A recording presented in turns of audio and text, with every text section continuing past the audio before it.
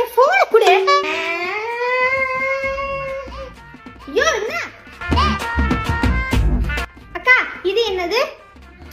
அது கூட அது மஸ்காரா. அது அப்ப இது என் லிப்ஸ்டிக் நல்லா இருக்குக்கா. இது நான் எடுத்துக்கவா? இந்த கிளாஸ்ல எங்க இருந்து எடுக்கிற நீயே? கூட அத நான் இதை எடுத்துக்கிறேன். அம்மா புருஷன்னா என்னம்மா? பாத்தியாடி உன் போட்ட எல்லாம் கேள்வி கேக்குதுன்னு. அது பெரிய பொண்ணான உடனே உனக்கும் கிடைக்கும். அப்ப அக்கா பெருசானதாலதான் அக்கா புருஷன் இருக்கா? என்னமா சொல்ற?